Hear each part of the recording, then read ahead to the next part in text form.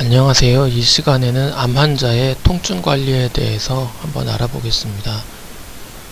본 영상 자료에 소개되는 약제는 2020년 11월 현재 제주대학교 병원에서 사용되고 있는 약제에 국한되어 있습니다.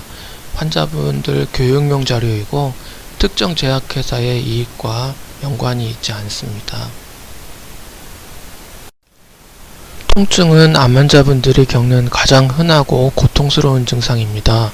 대부분의 암 환자분들이 통증을 경험하고 있고 여기에 대한 적절한 치료는 굉장히 중요합니다. 암 환자분들이 겪는 증상이 굉장히 많지만은 그 중에 통증이 당연 1등입니다. 99.3%의 환자분들이 통증을 겪는다고 이렇게 연구 결과가 나와 있습니다. 통증의 종류는 크게 세 가지가 있습니다. 내장통, 체성통, 신경병증성 통증 이렇게 있는데요. 내장통이란 거는 특징이 특정 어느 부위가 아픈지 약간 불분명합니다.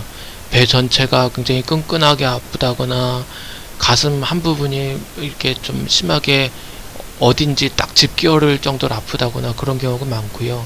체성통은 우리가 예를 들어서 넘어졌을 때 무릎이 깨져서 무릎 한 부분이 엄청나게 아픈 그런 경우, 그런 이제 특정 어느 부분을 지칭할 수 있는 경우가 굉장히 많습니다.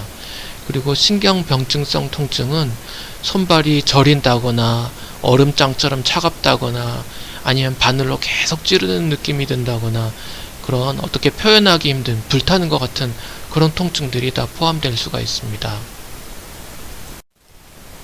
통증을 숫자로 표현하는 것도 굉장히 유용합니다. 상상할 수 없는 통증을 보통 10점짜리 통증이라고 하는데요. 내가 지난번에 한 9점 정도 통증이 있었는데 지금 진통제 약을 먹었더니 요즘은 한 5점 정도로 유지되는 것 같다. 이런 식으로 이제 담당 의료진에게 얘기를 해주시면 굉장히 도움이 되죠. 그런데 저번에는 3점 정도 통증이 있었는데 요즘 들어 전혀 통증이 조절이 안 되고 8점, 9점짜리 통증이 계속된다. 이렇게 얘기해 주시면은 의료진과 의사소통이 굉장히 편합니다. 꼭 숫자로 표현하는 것이 아니라 숫자로 표현하기 어려운, 예를 들어서 연세가 많으신 어르신들이라든지 어린이들의 경우 이런 얼굴 표정 등급으로 통증을 표현하기도 합니다. 아니면 색깔로 표현할 수도 있고요. 통증을 조절하는 방법은 약물요법만 있는 게 아니라 마취통증의학과에서 하는 신경블록요법도 있고요. 방사선 치료를 통해서 통증을 조절하기도 합니다. 너무 심한 통증, 특별히 어느 한 부분만 계속 통증이 심한 경우에는 마취통증의학과에 협진을 해서 특정 부위에 이렇게 주사를 맞아서 통증을 누기기도 합니다. 허리 디스크가 심하다거나 아니면 한쪽 다리만 너무 아프다거나 이런 경우에 이렇게 통증 주사를 맞으시는 경우가 있으시죠. 이런 경우처럼 암 통증인 경우에도 이렇게 주사로 해결하는 방법도 있습니다.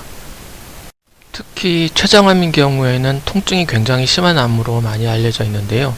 복강신경총 블록이라고 해가지고 환자분이 이렇게 누워 있으면은 등 쪽으로 허리 디스크 주사를 놓듯이 등 쪽으로 주사가 들어가가지고 척추 쪽으로 이렇게 마취약을 넣어가지고 췌장 쪽을 마취를 해주는 그런 주사요법이 있습니다. 그래서 마취통증의학과에 말씀드려서 이렇게 특히 췌장암 통증이 심한 분들은 이렇게 블록요법을 하는 그런 방법도 있습니다. 그래서 요즘 꽤 많이 하고 있고 이쪽 방법으로 통증이 완전히 없어지진 않지만 그래도 많이 호전되는 분들이 요즘 있습니다.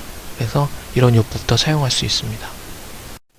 이런 뼈 스캔 검사를 해보면은 뼈의 어느 부분이 암 때문에 통증이 있구나 이런 것들을 알 수가 있습니다. 그래서 이런 거를 보고 뼈에서 생기는 통증이 너무 심한 경우에는 특정 이 사진에서 이 척추 같은데 이렇게 까맣게 나와 있는데요. 그런 척추 전이가 너무 심해서 생기는 그런 통증인 경우에는 방사선으로 그 부분에 있는 암세포만 이렇게 태워서 통증을 누기는 방법도 있습니다. 그래서 다리뼈 통증, 골반뼈 통증, 이런 척추뼈 통증 이런 경우에는 방사선 치료가 유용하게 통증 치료로도 사용되고 있습니다. 스스로 할 수 있는 보조적인 통증 조절 요법들도 있는데요. 여기서 강조드리고 싶은 것은 이런 요법들이 진통제의 효과를 보조할 수는 있지만 절대 진통제를 완전히 대신할 수는 없다는 겁니다. 특히 뼈저리가 있는 분들은 지압을 정말 조심해야 하고요. 마사지 기계 이런 것들도 조심해야 합니다. 골절이 생길 수가 있거든요. 팔다리 감각이 저하되어 있는 경우에는 찜질팩이나 전기장판 등에서 화상을 입는 것도 조심해야 됩니다. 이제부터 마약성 진통제에 대해 알아보겠습니다. 우리나라에서 마약성 진통제에 대한 거부감은 유독 심합니다. 왜냐하면 자주 접하게 되는 뉴스 때문인 것 같은데요. 그러나 마약성 진통제는 암 환자분들에게는 굉장히 안전한 약이고 효과적인 치료제입니다. 통증 조절은 반드시 해야 됩니다. 통증 조절을 안 하면 아프니까 스트레스가 막 높아집니다. 그리고 식욕도 떨어지고요. 식사를 못하니까 힘도 없습니다. 그리고 스트레스 호르몬이 많이 나오고, 그리고 그러면 몸은 점점 더 힘들어지고요. 스트레스 호르몬이 많이 나오면 암하고 이렇게 싸워야 되는데 암과 싸울 기운까지 막 없어집니다. 그래서 통증 조절은 반드시 해야 됩니다. 이 표는 2000년대 초반 마약성 진통제 사용량을 비교한 표입니다. 여기 보면은 한국은 거의 꼴등에 위치해 있는데요. 예전에는 우리나라에서는 마약성 진통제에 대한 거부감이 너무 심해서 마약성 진통제를 못 쓰고 암 환자분들이 너무 힘들었습니다. 그러나 요즘은 이 순위가 많이 바뀌었습니다. 우리나라에서도 마약성 진통제를 이제는 충분히 사용해서 많은 암 환자분들이 암 통증에서 벗어나서 가족분들과 일상생활을 유지하고 직장생활도 하고, 그리고 본인들의 경제활동도 많이 유지하고 계십니다. 마약성 진통제를 소개해드리면서 먼저 트라마돌을 기반으로 한 약제를 먼저 말씀드리겠습니다. 이 약들은 주로 정형외과나 신경외과에서 허리 디스크가 있다거나 외상으로 인한 통증이 있거나 했을 때 만성적인 통증을 관리하기 위해서 많이 사용해 오던 약이고요. 요즘 더 흔히 가장 이제 널리 사용되고 있는 약들입니다. 트라마돌을 기반으로 한 제제는 약한 마약성 진통제로 분류됩니다. 그래서 아직 강한 마약성 진통제를 사용하기 전에 약한 통증이 있는 분들에게 먼저 사용을 한번 해보게 됩니다. 마약성 진통제에서 먼저 알아볼 약은 옥시코돈입니다. 옥시콘틴, MS콘틴, 타진 이런 등의 상품명으로 많이 사용되고 있는 약입니다. 보통 12시간 효과가 있는 서방형 제제이고요. 이런 서방형 제제는 특징이 아플 때 먹으면 바로 효과가 나타나는 게 아니라 먹고 나서 이게 시동이 걸리는데 1시간 또는 그 이상의 시간이 걸리기도 합니다. 그래서 이런 서방형 제제는 그러니까 천천히 녹는다는 뜻이거든요. 서방형 제제는 아플 때 그때야 먹는 게 아니라 아프기 전에 미리 통증 예방약이라고 생각해서 드셔야 합니다. 그래야 안정적으로 약물 농도를 유지하고 편안한 하루 일상생활을 유지할 수 있는 그런 약제입니다. 이러한 서방형 제제는 아까 말씀드린 옥시코돈 단독 제제도 있고요. 그리고 옥시코돈 플러스 날록손 이렇게 같이 섞여 있는 그런 제제도 있고 24시간 동안 효과가 유지돼서 하루에 한 번만 이렇게 복용해도 되는 하이드로모폰 제제 이런 것들도 있습니다. 지속성 진통제 종류 중에는 타펜타돌 제제도 있고요. 타펜타돌은 하루에 2번 내지 3번 정도 복용하는 제제입니다. 저희 병원에는 뉴신타라는 약이 지금 들어와 있습니다. 펜타닐 패치는 굉장히 강력한 진통제인데요. 듀로제식이나 펜타듀르 같은 그런 상품명으로 약제가 주로 많이 알려져 있고 한번 붙이면 72시간 동안 효과가 유지됩니다. 주의점은 붙였을 때 바로 효과가 나타나는 게 아니고요. 반나절 정도 지나야 효과가 나타난다는 겁니다. 그리고 이 패치를 떼어내도 하루 정도는 몸에 효과가 남아 있습니다. 그리고 또 한 가지 주의점은 이거를 붙일 때 붙이는 부위가 우리가 특정 어떤 아픈 부위 거기에다가 붙이는 게 아니라 흡수가 잘 되는 피부, 그러니까 우리 쇄골 아래 이제 그 가슴 밑부분 그런 데 붙인다든지 아니면 등에 붙인다든지 이런 부드러운 피부에 흡수가 잘 되도록 붙이는 약입니다. 우리 일반 근육통 파스처럼 뭐 여러 장을 한꺼번에 붙인다든지 그러면 안 되고 꼭 적정 용량을 지켜서 붙여야 됩니다. 이 펜타닐 패치 용량은 12마이크로, 25, 50 여러 가지 용량이 있고요. 100짜리 제제도 있습니다. 그래서 이 100짜리를 여러 개 붙이면은 100, 200, 300 이렇게 많이 붙일 수 있습니다. 아주 고용량의 먹는 약 또는 주사약, 마약 진통제가 필요한 경우에도 환자분이 병원에 있다가 이제는 좀 집에 좀 통원 치료를 하고 싶다 하시는 경우에는 붙이는 약으로 변경을 원할 때 이제 웬만하면 거의 커버가 될 정도로 굉장히 유용한 약제고 고용량까지 사용이 가능한 그런 약제입니다. 네, 또 부프레놀핀 제제가 있습니다. 패치제인데요. 부프레놀핀은 약제 분류상 마약류로 분류되어 있지는 않지만 그렇지만 이 약제도 양리학적으로는 마약성 진통제입니다. 펜타닐 패치하고 비슷한 사용법으로 사용이 가능합니다. 이 약제는 일주일에 2번 교체하는 약이고요.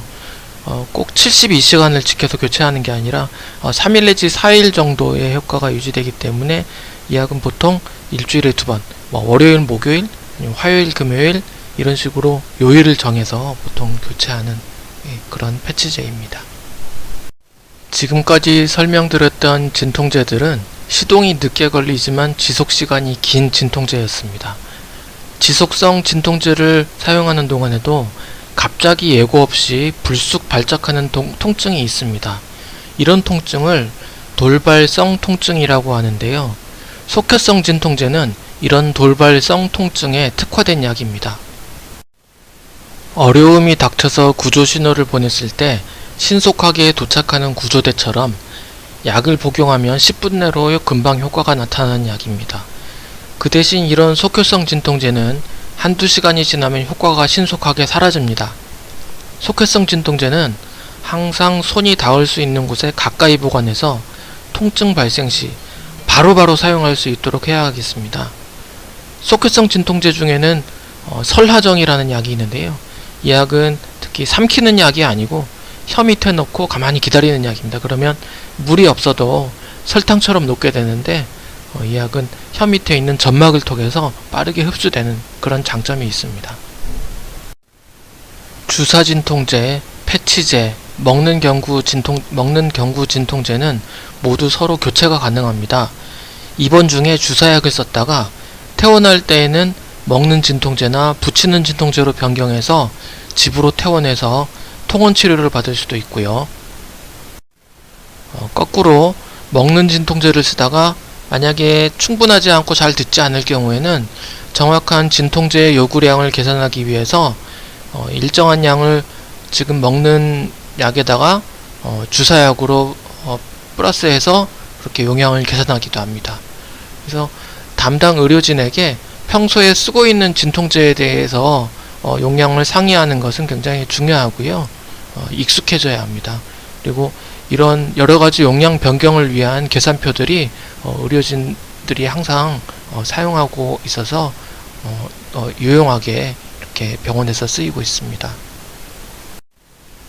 통증이 너무 극심한 경우에는 24시간 동안 일정량의 진통제를 쉬지 않고 계속 연속으로 주사로 투여하는 방법도 있습니다. 24시간 연속으로 투여하는 진통제 주사로 대부분의 통증은 어느 정도 다 커버가 가능합니다. 그리고 24시간 연속 진통제는 굉장히 고용량으로 올려가는 것도 가능하고 사실상 용량의 한계가 거의 없기 때문에 굉장히 극심한 통증의 경우에 중요한 통증 조절요법으로 사용하고요. 호스피스에서도 중요한 통증 치료법으로 널리 자리 잡고 있습니다. 마지막으로 통증 치료에 대해서 잘못 알려진 사실들에 대해서 몇 가지 같이 알아보겠습니다. 진통제나 신경 차단으로 통증만 조절하면 질병의 악화를 미리 느끼실 수가 없어서 암 치료가 혹시 늦어져 버리지 않을까 걱정하시는 경우가 있는데요. 암성 통증은 참았다고 해서 얻을 수 있는 장점이 있지 않습니다. 그리고 병원에서 사실 암 치료를 받으시는 환자분들은 어떤 경우에는 좀 과하다고 느끼실 정도로 사실 검사를 많이 받을 수밖에 없는 그런 상황에 놓여 있는 경우가 많으신데요. 이만큼 암이 악화되거나 하는 경우에는 정기적으로 계속 찍으시는 정기 영상 검사로서 찾아낼 수가 있기 때문에 굳이 그 암이 진행하거나 진행하지 않거나 이런 여부를 통증으로 미리 캐치해내려고 하는 거는 사실 이득에 비해서 그 고통이 너무나 심각합니다. 그래서 그거를 걱정해서 통증을 조절하지 않는다는 것은 사실 생각하기 어렵습니다. 통증은 반드시 조절을 해야 합니다. 통증이 있을 때만 진통제 약을 복용하고 가능한 약을 안 먹는 게 좋다라고 전통적으로 많이 알려져 있는데요. 앞에서 강조해서 말씀드린 것처럼 지속성 진통제는 아프기 시작할 때 그때야 복용하거나 붙이면은 시동이 걸리는데 시간이 한참 걸립니다. 그래서 평소에 아프기 전에 미리 통증 예방약이라고 생각해서 약을 복용하거나 붙이는 게 통증 조절에 훨씬 좋습니다. 그리고 그럼에도 불구하고 돌발성 통증이 발생할 때는 지체 없이 속혈성 진통제를 사용하는 것이 권장됩니다. 진통제에 습관성이 생기거나 또 중독이 될 수 있다, 이런 걱정을 하게 되시는 경우가 많이 있습니다. 처음 사용하시는 분들은 진통제를 사용할 때 약간의 어지럼증이나 미습거리는 증상이 발생하는 경우도 있지만은 대부분 마약성 진통제를 시작하고 나서 2-3일 이내에 이런 증상은 사라집니다. 암 때문에 진통제를 복용하시는 분들에게서는 마약성 진통제 또 중독은 거의 발생하지 않습니다. 그래서 우리 보통 마약성 진통제 하게 되면 중독을 많이 생각하는데요. 사실 이 마약성 진통제의 가장 흔한 부작용은 변비입니다. 변비를 조절하기 위해서 마약성 진통제 사용할 때는 변비 예방약을 함께 처방받으시는 경우가 굉장히 흔합니다. 물론 암 증상이 심해서 임종이 가까워질 경우에 굉장히 극심한 통증으로 의식이 흐려질 정도의 초고용량 진통제를 사용해야 되는 경우에는 호흡이 점점 느려지는 증상이 나타나기도 하지만 우리 일반적으로 사용하는 일반 용량 진통제에서는 그런 증상 발생이 드물고, 사실 그런 걱정스러운 증상보다는 마약성 진통제의 흔한 부작용은 변비 같은 가벼운 증상입니다. 그리고 마약성 진통제는 미리 사용해버리면 나중에 더 쓸 약이 없어서 내가 나중에 많이 아파지면 그때는 손 놓고 있어야 될 게 아닌가, 이렇게 염려할 수가 있는데요. 일반 약들은 어느 정도 용량을 올리고 나면 더 이상 효과가 따라서 올라가지 않는 그런 한계가 다다르게 되는데요. 이런 거를 천정 효과라고 합니다. 우리 집에 있는 천정에 딱 부딪혀서 더 올라가지 않는 것처럼요. 그렇지만은 마약성 진통제는 이런 한계점이 없다고 알려져 있습니다. 그래서 천정 효과가 없다라고 표현을 하는데요. 일반적으로 처음 마약성 진통제를 사용할 때 용량은 5ml, 10ml 이런 단위일 경우가 많습니다. 진통제를 진짜 세게 쓰는 분들은요, 흔하지는 않지만 1000, 2000 이런 단위의 용량을 쓰기도 합니다. 그보다 더 높게 사용할 수도 있습니다. 그래서 마약성 진통제를 쓸 때 벌써 이렇게 마약성 진통제를 5ml, 10ml 이렇게 써버리면 더 이상 쓸 약이 없을 거 아니냐, 이렇게 그런 염려는 거의 안 하셔도 되겠습니다. 또 한 가지, 통증을 너무 자주 호소하면, 자꾸 아프다고 얘기하면 의사나 간호사가 나를 귀찮게 생각하지 않을까 염려하시게 되는 경우가 있습니다. 이런 염려를 하시게 되는 것은 심정적으로 당연합니다. 그렇지만은 옛날하고 달라서 요즘 의료진들은 통증 조절을 굉장히 중요한 부분으로 생각하고 있고요. 우리 혈압이라든지 심장 박동수 이런 거 못지않게 통증도 굉장히 중요한 몸의 신호로 받아들이고 있습니다. 그래서 통증이 나타나거나 심해질 경우에는 참고 얘기를 안 하시는 경우보다 오히려 자꾸 얘기하셔서 통증 조절을 빨리빨리 해버리는 게 통증을 조절하는 데 더 유용하고, 그리고 병원에서도 환자분의 상태를 빨리 파악해서 환자분의 몸 상태를, 증상을 개선하는 데 더 도움이 됩니다. 그래서 통원 치료하실 때, 그리고 입원 치료 받으실 때 의사나 간호사에게 주저하지 말고 통증에 대해서는 바로바로 얘기해 주시면 통증 조절에 굉장히 도움이 되겠습니다. 지금까지 암 통증에 대해서 같이 알아봤습니다. 암성 통증은 충분히 조절이 가능한 증상입니다. 참지 말고 꼭 통증을 조절하셔서 통증을 겪으셨던 모든 암 환자분들이 활력 있는 일상생활로 복귀하실 수 있도록 오늘 내용이 도움이 되셨으면 좋겠습니다. 감사합니다.